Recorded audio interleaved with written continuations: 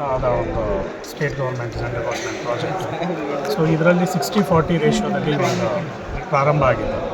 So ಇದರಲ್ಲಿ 195 ಕೋಟಿ central government ಇತ್ತು, 130 ಕೋಟಿ ಸ್ಟೇಟ್ ಗೌರ್ಮೆಂಟ್. ಅಂದರೆ ಇದು ಟೋಟಲ್ ಪ್ರಾಜೆಕ್ಟು 325 ಕೋಟಿಗಳಾಗಿತ್ತು. ಅದು GST ಸೇರಿ 365 ಹಂಗೆ ಆಗಿತ್ತು. ಸೊ ಅದು ಅದಾದಮೇಲೆ ರಿವೈಸ್ ಎಸ್ಟಿಮೇಟು 499 ಕೋಟಿಗೆ ಆಗಿದೆ. ಏನೇನು ಫೆಸಿಲಿಟಿ ಇದೆ?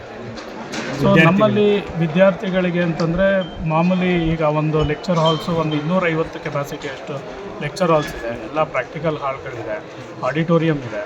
ಸೊ ಮತ್ತು ಜೊತೆಗೆ ಸ್ಕಿಲ್ ಲ್ಯಾಬ್ ಇದೆ, ಮತ್ತು ಲೈಬ್ರರಿ ಫೆಸಿಲಿಟಿ ಇದೆ, ಡಿಜಿಟಲ್ ಲೈಬ್ರರಿ ಆಗ್ಬೋದು. ಅದನ್ನು PGಗೂ ಸಹ ನಾನು ಮೊದಲೇ ಡಿವೈಡ್ ಮಾಡಿ ಮಾಡಿಸ್ಬಿಟ್ಟೆ. ಯಾಕೆಂದರೆ ಮುಂದಿನ ಕಾಲದಲ್ಲಿ ಅದನ್ನು ಮಾಡಿಸೋದಕ್ಕೆ ಬದಲು ಒಂದಿಷ್ಟು ವಾರ ಅಲ್ಲಿ ಮಾಡಿಸೋಣ ಅಂತ ಡಿವೈಡ್ ಮಾಡಿ ಒಂದು 30 ಡಿಜಿಟಲ್ ಲೈಬ್ರರಿ UG, ಒಂದು 30 PGಗೆ ಮಾಡಿದ್ದೀವಿ. ಸ್ಟಾಫ್ ರೀಡಿಂಗ್ ರೂಮ್ ಆಗಿರ್ಬೋದು, ಮತ್ತು ರೆಫರೆನ್ಸ್ ಸೆಕ್ಷನ್ ಆಗಿರ್ಬೋದು, ಅದು ಇದೆ. ಮತ್ತು ಬೇರೆ ಒಂದು ವಿಭಾಗದಲ್ಲಿ ಎಲ್ಲ ಒಂದು ಪ್ರಾಕ್ಟಿಕಲ್ ಪ್ರಯೋಗಾಲಯಗಳಿಗೆ ಬೇಕಾಗುವಂಥ ಏನು ಉಪಕರಣಗಳು ಬೇಕು, ಪರಿಕರಗಳು ಬೇಕು, ಅದೆಲ್ಲ ಹಾಸ್ಟೆಲ್ಗಳಲ್ಲಿ ಬಂದಾಗ ಹಾಸ್ಟೆಲಲ್ಲಿ ವಿದ್ಯಾರ್ಥಿಗಳಿಗೆ ಪ್ರತಿಯೊಂದು ಡೀಟೇಲ್ ಆಗಿ, ಅಂದರೆ ಒಂದು ಕಾಟ್ ಆಗಿರ್ಬೋದು, ಬೆಡ್ಡು, ಟೇಬಲ್ಲು, ಅಡ್ಮಿರಲ್ಸ್ ಪ್ರತಿಯೊಂದು ಕೊಟ್ಟಿದ್ದೀವಿ. ಜೊತೆಗೆ ಅವ್ರಿಗೆ laundry system, pay and use laundry system ಇದೆ. ಮತ್ತು ಬಿಸಿನೀರಿಗೆ ಇದಕ್ಕೆ ಸೋಲಾರು ಇದೆ, ಮತ್ತು ಹೀಟ್ ಪಂಪು ಇದೆ. ಏನಾಯಿತು ಲಾಸ್ಟ್ ಟೈಮ್ ಸೋಲಾರ್ ಹಾಕಿದಾಗ ಸುಮಾರು ದಿನ ಮಳೆಗಳು ಬಂದು, ಗಂಟೆಗಳು ಮಳೆ ಬಂತು. ಸೊ ಆಗ ಹುಡುಗರು ಬಂದು ರಿಕ್ವೆಸ್ಟ್ ಮಾಡ್ಕೊಂಡ್ಮೇಲೆ ನಾವು ಹೀಟ್ ಪಂಪು ಸಹ ಅಳವಡಿಸ್ತೀವಿ. ಈಗ ನಾಳೆ ಲೋಕಾರ್ಪಣೆ ಆಗ್ತಾ ಇದೆ. ಹೌದು, ನಾಳೆ CM ಸಾಹೇಬರು ಬರ್ತಾರೆ, ಜೊತೆಗೆ DCM ಅವರು ಬರ್ತಾರೆ. ಮತ್ತು ಸೆಂಟ್ರಲಿಂದ ನಡ್ಡಾ ಸರ್ದು ಕನ್ಫರ್ಮ್ ಆಗಿದೆ. ನಡ್ಡಾ ಸರ್ ಆಗಿ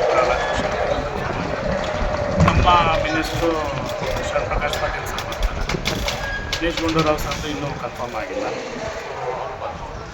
ಎಲೆಕ್ಟ್ರಿಕಲ್ ಮಾಡೋದಕ್ಕೆ ಗಾಡಿಗಳ ಇಲ್ಲ ಅಂತ ಇದೆ, ಹೌದು, ಇದೆ 17 ಬಾಡಿ ದಾನವಾಗಿ ಯಾವ ದಾನವಾಗೂ ತೊಗೊತಾ ಇದ್ದೀವಿ, ರಿಜಿಸ್ಟರ್ ಮಾಡ್ಕೊತಾ ಇದ್ದೀವಿ.